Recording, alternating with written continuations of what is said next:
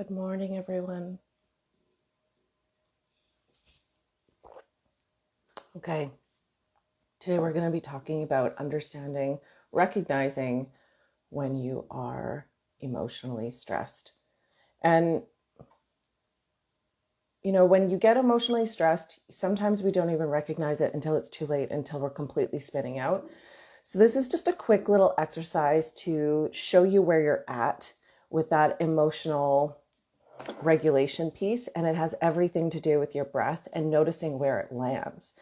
One thing that we do as humans is we constantly resist or tell ourselves that we should be doing more or resist what we're already doing, therefore shaming ourselves and taking ourselves down into the shitter. So one thing that I recognized when I started getting more mindful of my stress response was that I wasn't breathing. I would breathe into my collarbone.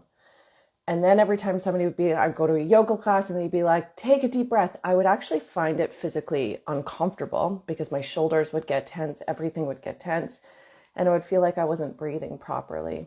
And then I would shame myself. Why can't I breathe properly? Why can't I breathe through my belly? I didn't understand how people could just effortlessly breathe. And then I was being told that I was doing something wrong, that I wasn't living properly or breathing properly. And what I noticed with that every time that there's some personal development or somebody telling you this is how you should be living, it creates a bit of a shame spiral. So I really work with meeting yourself where you're at first.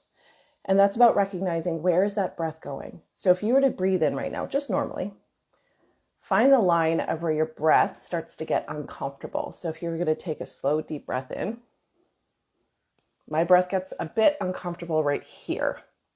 And if I was to push it, I could feel that expansion a little bit, but it's a little uncomfortable. So to breathe comfortably, I'm breathing somewhere in this area right here, not down in my belly. So what does this tell me? This tells me that I'm not breathing properly, but also that I might be having a bit of emotional stress that's happening. And so what I want to do for the next minute is just give acceptance to myself. That self-acceptance is so important. So giving acceptance to yourself and breathing into this area just for 1 minute. Just really slowly going, this is where I'm at. And I'm going to meet myself where I'm at. There's something really powerful in something as simple as just meeting yourself where you are with your breath. And then within about a minute, you'll notice that you can breathe just a little bit deeper. Hoping you guys are all trying it with me right now. And within about 3 or 4 minutes, you'll notice that you can actually get down into your belly without that resistance, without that discomfort happening, and sit in that belly breath comfortably for a good 3 or 4 minutes, which gives you, on average, anywhere from a minute to 10 minutes of just sitting with your breath in self-acceptance, without resisting, without shaming yourself.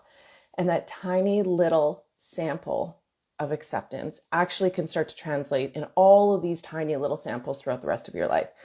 And it's about finding that acceptance within yourself. We shame spiral all of the time. If you're not shaming yourself, you're probably shaming or blaming somebody else. If somebody else isn't blaming or shaming you, they're probably shaming themselves. And we do this in this pattern constantly.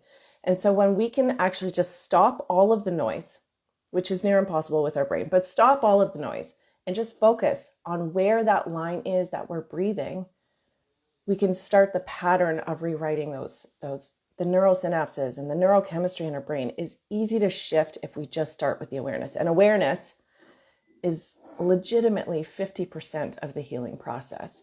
So if you've never started before and you've never recognized where you're breathing before, breathing is difficult for you, then start with finding your line. So I hope that helped you today. That's my live for today. It's just a few minutes long. I'm going to be doing this again tomorrow. Just tiny little tips and tricks for you guys. Tomorrow, I think we're going to go through maybe one of the 4 fight, flight, fawn, or freeze responses, the physical responses that happen to you, as well as the behavioral responses that happen. So we'll pick one of them. So let me know in the comments which one you want, and we'll go through all of those little quick stages tomorrow, okay? I hope you all have a great Tuesday. Much love.